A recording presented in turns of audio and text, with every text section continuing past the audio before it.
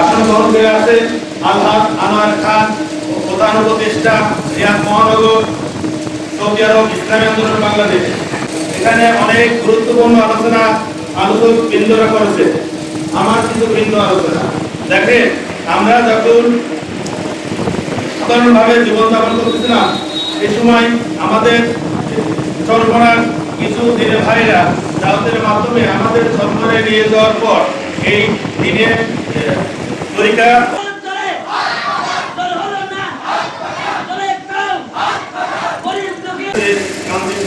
থাকে, আমাদের নিয়ে কিছু ভ্রান্তিক ধারণা পোষ করে। এই জন্যই যদি আমাদের ইসলামিক মাহফিলে যারা যাওয়ার ইচ্ছা করে তাদের কিন্তু কান ভাঙানো যায়।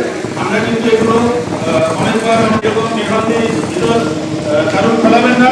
আর যারা যাবে আমাদের সাথে যুক্ত হবে তারাও এগুলো কান ভাঙানো শুনবেন না।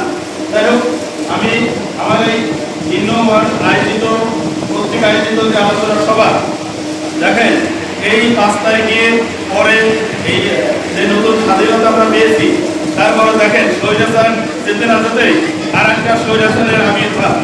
আমি স্পষ্ট বলে দিই, আমরা কিন্তু বিগত দিন এই স্বৈরাচারের সময়ও কাউকে ছাড় দিই নাই। এই এখন যারা নতুন করে স্বৈরাচারের চিন্তা ভাবনা লালন করতেছে, স্পষ্ট আমরা কখনো হতে দিই নাই, এখনো হতে দেব না। আমার এই সাথে আগামীকালকে একটা অপ্রীতিকর ঘটনা ঘটেছে।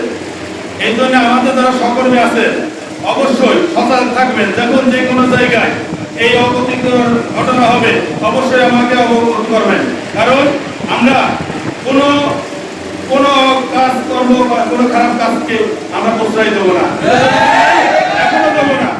প্রত্যেকটা খারাপ কাজে প্রতিবাদ করবো। আর যারা নাচানাচি করতেছে যে আমরা মনে হয় ক্ষমতা পেয়ে গেছি, সবুর করেন, অনেক দেরি, এত সস্তা না। আগে ভালো কাজকর্ম করে মানুষের ভোটারতে নিজেদের দলে আকৃষ্ট করেন, তারপর জয়যুক্ত চিন্তা করেন। স্বৈরাচার যাওয়ার সাথে সাথে এই 3-4 দিনে আপনাদের যে মনে লালন সাধনা তা আল্লাহ তাআলার রহমতে প্রকাশ করে দিয়েছে।